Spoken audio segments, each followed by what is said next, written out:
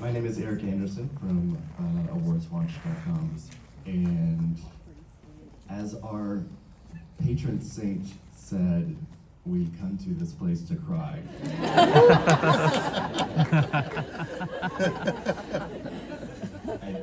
I don't know how many dry eyes there are, but I imagine not too many. Pretty special film. I'm really, really excited that you are all here today. And really excited to introduce to you brand new National Society of Film Critics Best Actor winner, Andrew Scott.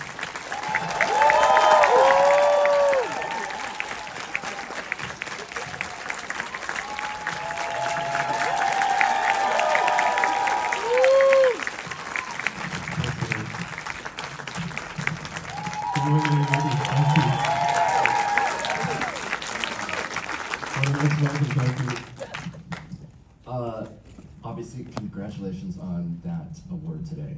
Fantastic, deserved. Thank you. The back along list earlier this week. It's pretty fantastic.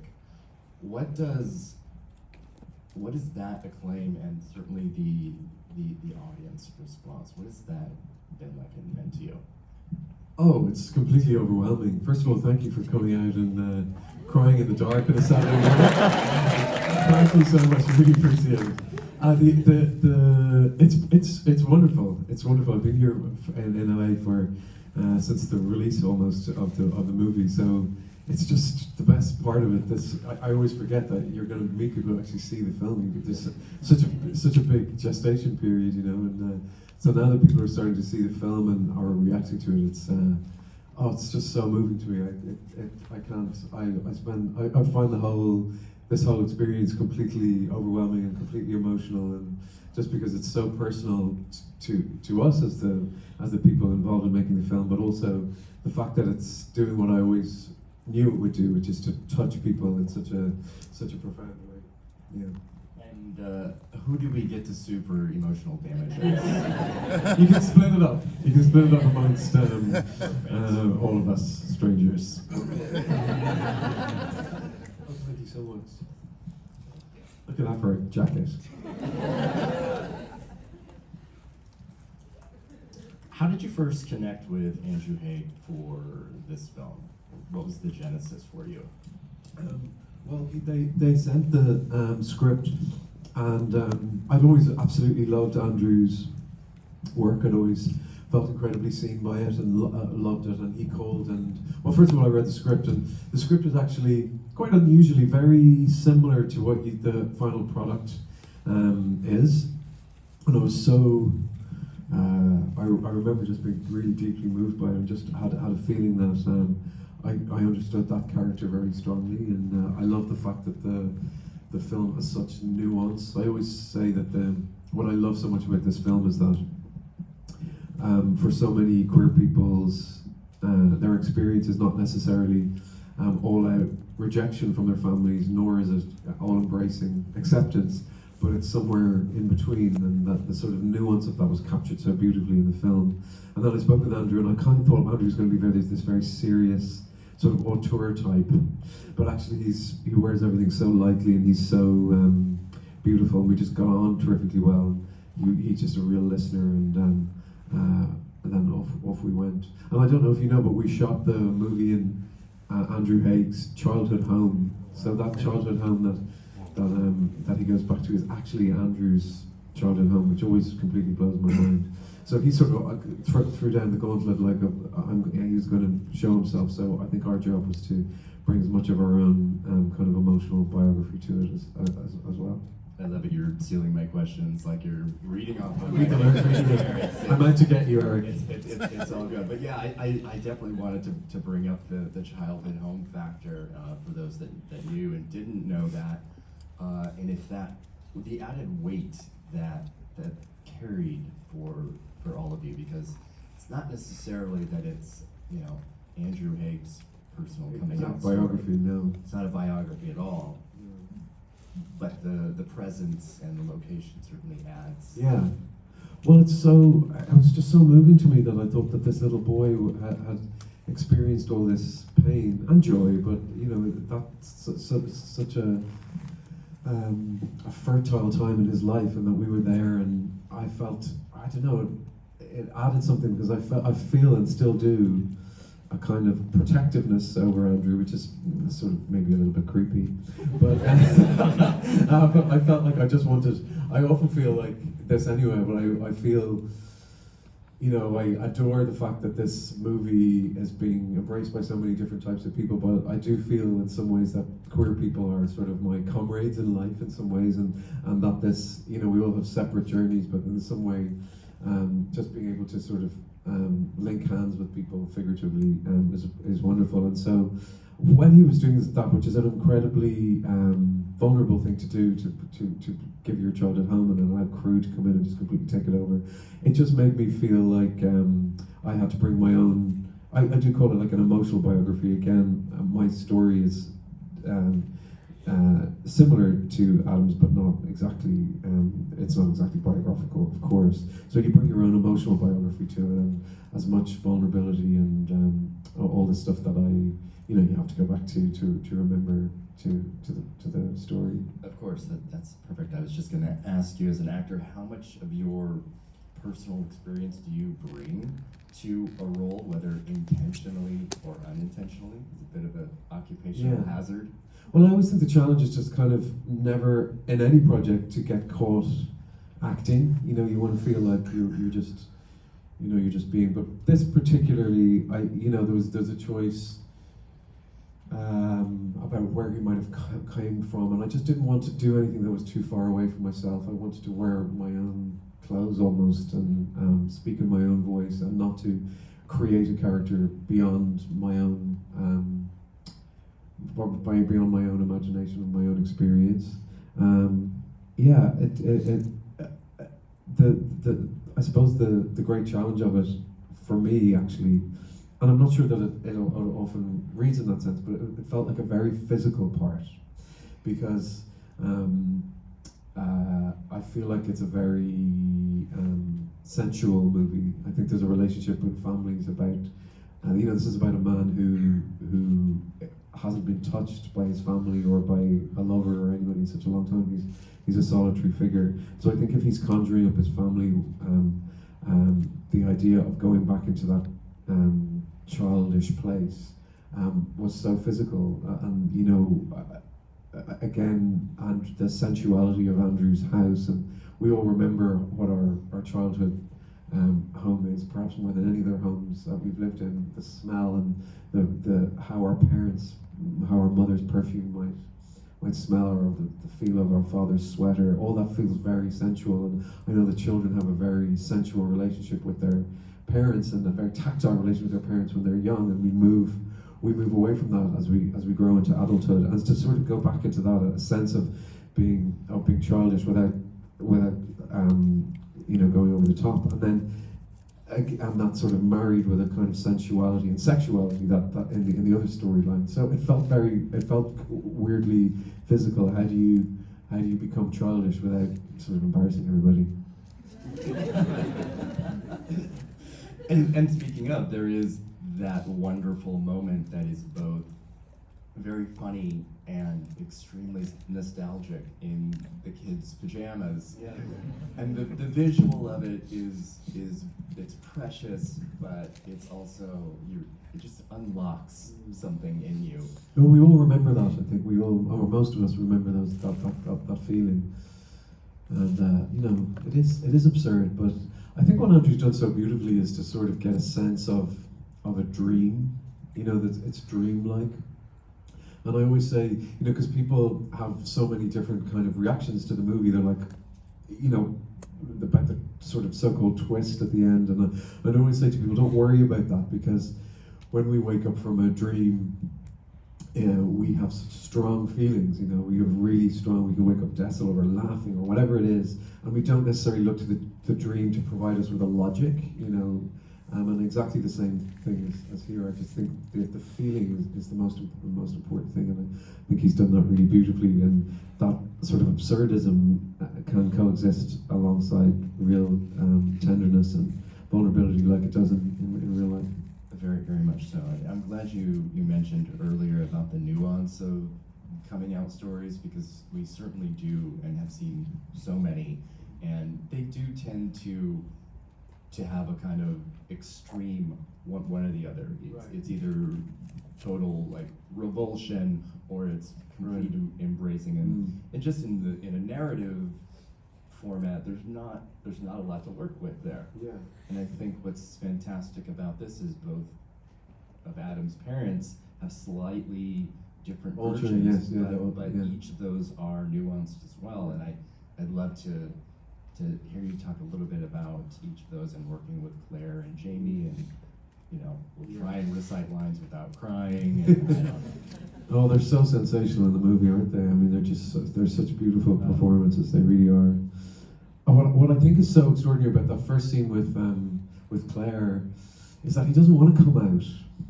He's a man in his 40s, and I love the idea that there's a sort of nervousness about him, that he wants to tell her who he is and has to, and wants to play it casually, and actually is kind of enraged by her sort of casual.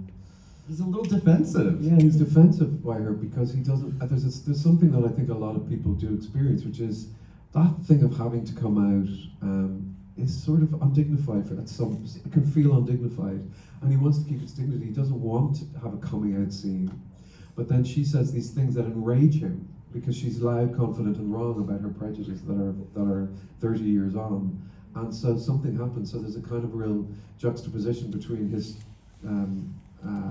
feelings of dignity, but also his desperate need for her to love him, and for her to see him. And I love the fact that it starts out in that kind of brutal way, and that they go on this thorny journey towards love and acceptance. I think it's really beautiful, and I love the kind of flipping of what might be stereotypical dramatizations of what way a mother may react and what way a father reacts. And in fact, it's Jamie who's the more. I don't think that Claire's character is hard-hearted by any means, but certainly the seeming nature of her character at the beginning is that she's a little bit more hard, and the fact that Jamie is just a little bit more sentimental. That scene with Jamie, to me, is one of the most beautiful scenes I've ever had to act, and he's just so completely authentic and believable. And there was never any problem. We were quite worried, like, what's this going to be like? Is this going to be weird, because they're younger than me, obviously.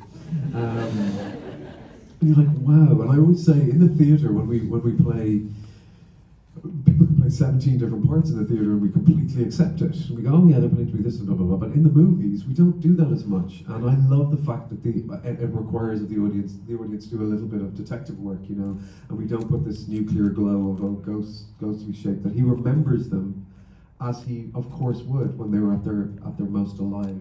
And I think that's the way our memory does work.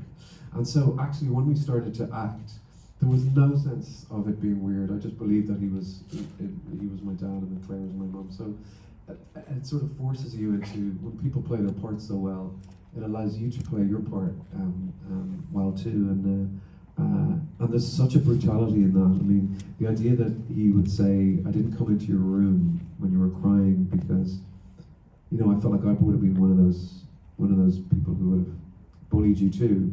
So brutal. But I do believe that kind of honesty in families can exist alongside real deep love.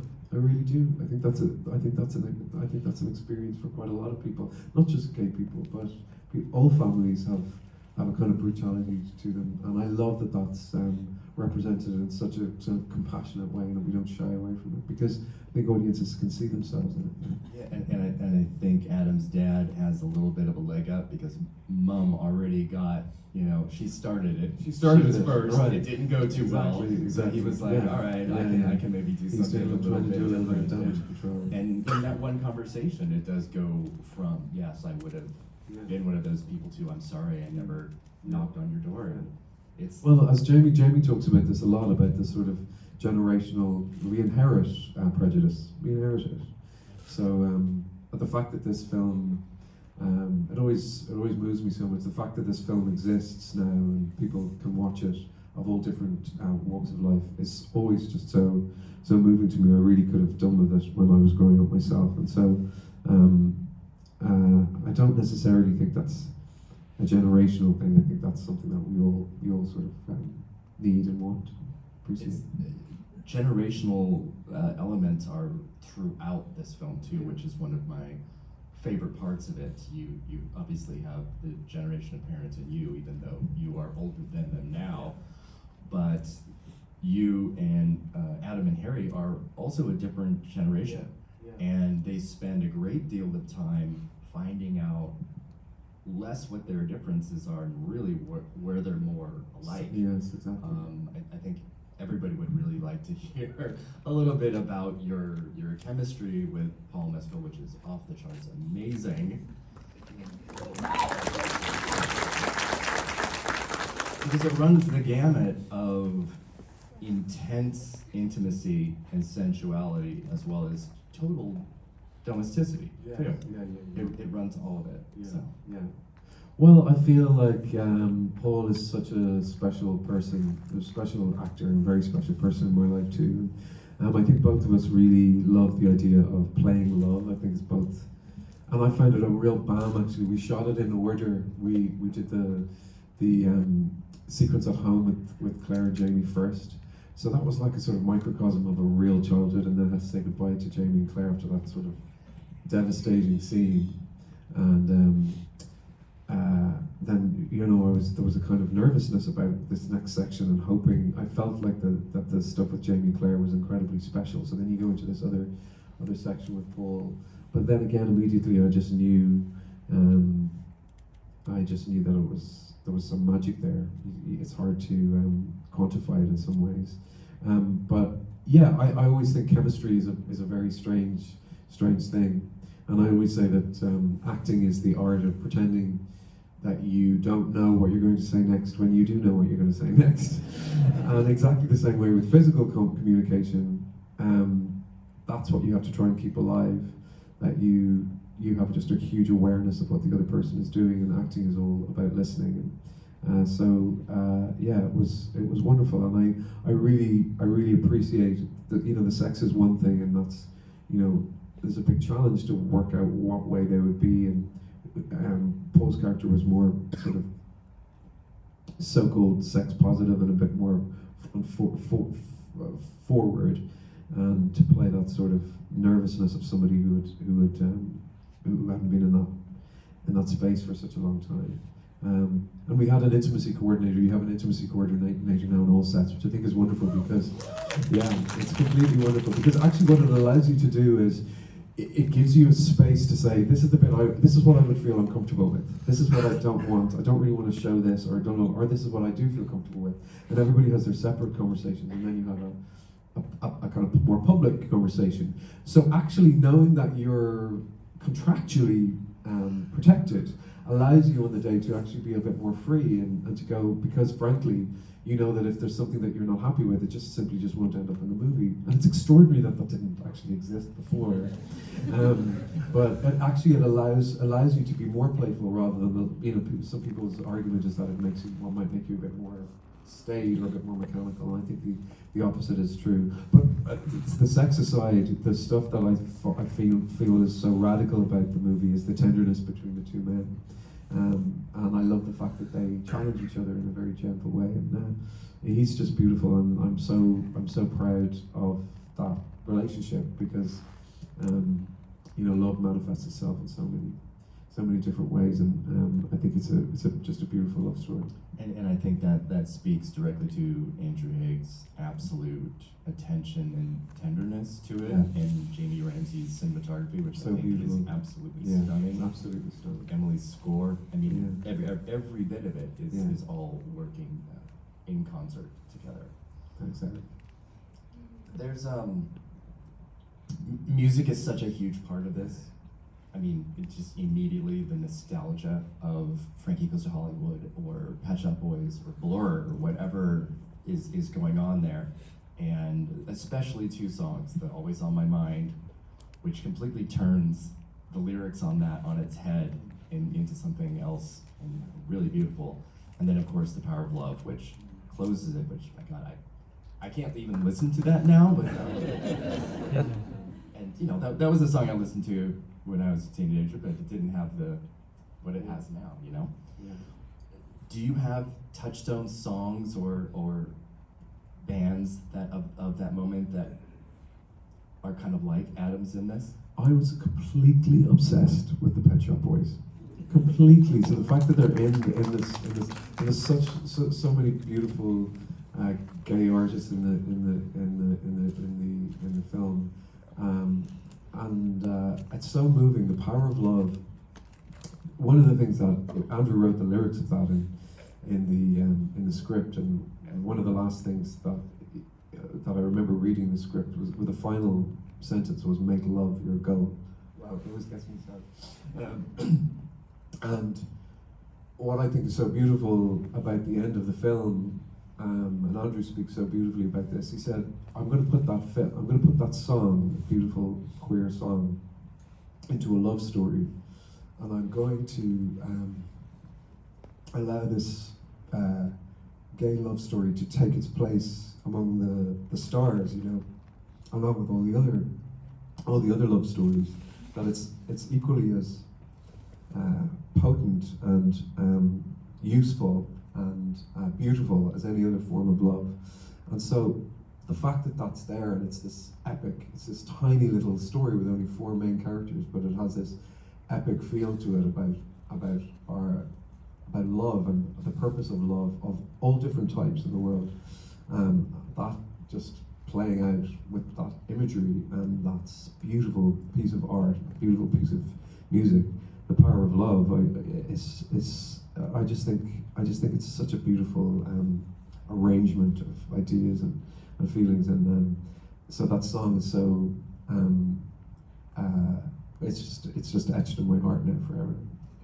It's a perfect closer, and it does encapsulate all of those loves. I would like to open the floor